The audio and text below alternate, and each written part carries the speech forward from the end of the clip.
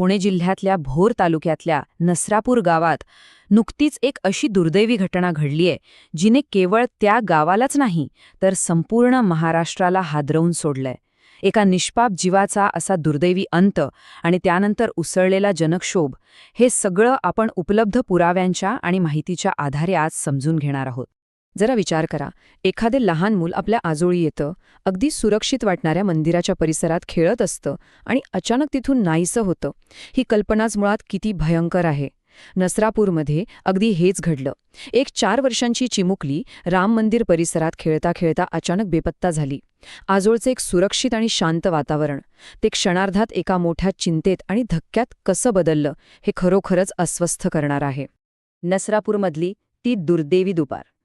तर या घटनेच्या मुळाशी जाऊया आणि पाहूया की त्या शुक्रवारी नेमकं काय घडलं. आपण ही कथा अगदी सुरुवातीपासून क्रमाने समजून घेऊया. तर शुक्रवारची ती दुपार होती. ती 4 वर्षांची चिमुकली राम मंदिर परिसरात अगदी मजेत खेळत होती. पण काही वेळातच लक्षात आलं की ती तिथे नाहीये. बराच वेळ झाला तरी ती घरी परतली नाही, तेव्हा साहजिकच तिच्या आजी आजोबांनी आणि नातेवाईकांनी शोधाशोध सुरू केली. सुरुवातीला राम मंदिराचा परिसर पिंजून काढला, पण तिचा कुठेच पत्ता लागला नाही. आणि मग ही बातमी वाऱ्यासारखी गावात पसरली. एका कुटुंबाची चिंता आता संपूर्ण गावाची चिंता बनली होती. बघता बघता संपूर्ण नसरापूर गाव या चिमुकलीला शोधण्यासाठी एकवटलं. सीसीटीव्ही आणि गावकऱ्यांचा शोध. जेव्हा असा प्रसंग ओढवतो तेव्हा प्रत्येक मिनिट महत्वाचा असतो. आणि इथे गावकऱ्यांची तत्परताच ह्या तपासातील सर्वात मोठा टप्पा ठरली. गावकऱ्यांनी अत्यंत हुशारीने राम मंदिर परिसरात राहणाऱ्या माणिक यांच्या घरासमोरील सीसीटीव्ही कॅमेरे तपासले. आणि तिथेच त्यांना एक अत्यंत महत्वाचा धागा मिळाला. दुपारी 3:12 एक 60-65 वर्षांचा वृद्ध हातात पाण्याची बाटली घेऊन त्या चिमुकलीला एका गुरांच्या गोठ्याकडे घेऊन जाताना स्पष्ट दिसला. गोड बोलून त्याने तिला सोबत नेलं होतं. हे दृश्य पाहताच गावकरी क्षणाचाही विलंब न लावता त्या गोठ्याकडे धावले. सीसीटीव्हीमुळे दिशा मिळाली आणि तपास वेगाने पुढे सरकला. त्यानंतर अगदी त्वरेने नदीच्या परिसरात शोध घेऊन गावकऱ्यांनी लपून बसलेल्या त्या संशयितालाही शोधून काढलं. पण त्या गोठ्यात गावकऱ्यांना जे दिसलं ते अत्यंत भयानक आणि हृदयद्रावक होतं. तिथे शोधाशोध केल्यानंतर शेणाच्या ढिगाऱ्याखाली लपवून ठेवलेला त्या चिमुकलीचा मृतदेह त्यांना आढळला. तिची अत्यंत निर्घृणपणे दगडाने ठेचून हत्या करण्यात आली होती. संतापलेल्या गावकऱ्यांनी जेव्हा नदीकाठी लपलेल्या त्या नराधमाला पकडून चोप दिला तेव्हा त्याने "मी काहीच केलं नाही" असा निर्लज्ज दावा केला. अखेर राजगड पोलिसांनी घटनास्थळी धाव घेतली आणि गावकऱ्यांच्या तावडीतून त्याला ताब्यात घेतलं. आरोपी भीमराव कांबळेचे सत्य. आता आपण ह्या व्यक्तीच्या म्हणजे भीमराव कांबळेच्या पार्श्वभूमीवर एक नजर टाकूया, कारण ही माहिती खरोखरच धक्कादायक आहे. आता या माहितीत सर्वात धक्कादायक आणि महत्त्वाची गोष्ट म्हणजे 65 वर्षांचा भीमराव कांबळे हा कोणताही सामान्य माणूस नसून पोलिसांच्या रेकॉर्डवरील सराईत गुन्हेगार आहे. याआधी त्याने चक्क स्वतःच्या सख्ख्या भावाच्या मुलीवरही असाच अत्याचार केला होता.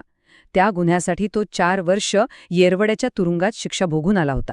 आणि एवढंच नाही तर त्याच्यावर आणखी 2 गुन्हे दाखल असल्याची माहितीही समोर आली. ही आकडेवारीच सांगते की ही प्रवृत्ती किती भयंकर आहे. आणि याच पार्श्वभूमीवर एका आंदोलनकर्त्या महिलेने अत्यंत उद्विग्न होऊन एक प्रश्न विचारला. तो आधीच्या प्रकरणातून सुटलाच कसा? विचार करा, त्याच्यावर तेव्हाच कडक कारवाई झाली असती तर आज या चिमुकलीचा जीव गेला नसता. हा प्रश्न खूप मोठा आहे. हा केवळ एका गुन्हेगाराला विचारलेला प्रश्न नाही, तर आपल्या व्यवस्थेतील त्रुटींवर बोट ठेवणारा हा एक गंभीर प्रश्न आहे. गावकऱ्यांचा संताप आणि आंदोलन. एका चिमुकलीचा असा अंत आणि आरोपीचा गुन्हेगारी इतिहास उघड झाल्यानंतर नसरापूरमधील दुःखाचं रूपांतर एका प्रचंड मोठ्या संतापात कसं झालं ते आता आपण पाहूया. साहजिकच गावकऱ्यांचा संताप अनावर झाला होता. जोपर्यंत आरोपीला त्यांच्या ताब्यात दिलं जात नाही तोपर्यंत चिमुकलीचा मृतदेह राजगड पोलीस स्टेशनवरून न हलवण्याचा निर्णय त्यांनी घेतला. संतापलेल्या गावकऱ्यांनी थेट मुंबई-बंगलोर हायवेवर उतरून रस्ता रोको आंदोलन सुरू केलं. 1 मे रोजी संपूर्ण नसरापूर गावाने कडकडीत बंद पाळला. हजारो स्त्री पुरुषांनी डोक्याला काळ्या पट्ट्या बांधून भैरवनाथ मंदिरापासून एक मोठा निषेध मोर्चा काढला. ज्या गोठ्यात हे कृत्य झालं तिथेच त्याला फाशी द्या अशी अत्यंत तीव्र मागणी या महिलांनी केली. इथे आपल्याला दोन वेगळ्या बाजू दिसतायत. एका बाजूला आहेत अत्यंत भावनाशील आणि संतप्त गावकरी, ज्यांची मागणी होती की आरोपीला थेट जनतेच्या हवाली करा, जेणेकरून त्याला तात्काळ अद्दल घडवता येईल. तर दुसऱ्या बाजूला होती अधिकृत कायदेशीर प्रक्रिया. पुणे ग्रामीणचे पोलीस अधीक्षक संदीप गिल स्वतः तिथे पोहोचले. त्यांनी परिस्थिती नियंत्रणात आणताना 15 दिवसात न्यायालयात दोषारोपपत्र दाखल करण्याचं आणि हा खटला फास्ट ट्रॅक कोर्टात चालून आरोपीला कठोरात कठोर शिक्षा मिळवून देण्याचं आश्वासन दिलं. राजकीय पडसाद आणि मागण्या. इतक्या गंभीर घटनेचे केवळ स्थानिक पातळीवरच नाही, तर राज्याच्या राजकीय वर्तुळातही कसे पडसाद उमटले ते आपण तटस्थपणे समजून घेऊया. शरद पवार गटाच्या खासदार सुप्रिया सुळे यांनी या घटनेचा तीव्र शब्दांत निषेध केला. ही घटना मन सुन्न करणारी आणि माणुसकीला काळीमा फासणारी असल्याचं त्या म्हणाल्या. मुख्यमंत्र्यांनी गृह खात्याला आदेश देऊन या गुन्ह्याचा जलद तपास करावा आणि हा खटला फास्ट ट्रॅकवर चालवून गुन्हेगाराला कडक शिक्षा द्यावी, अशी स्पष्ट मागणी त्यांनी आपल्या प्रतिक्रियेतून नोंदवली.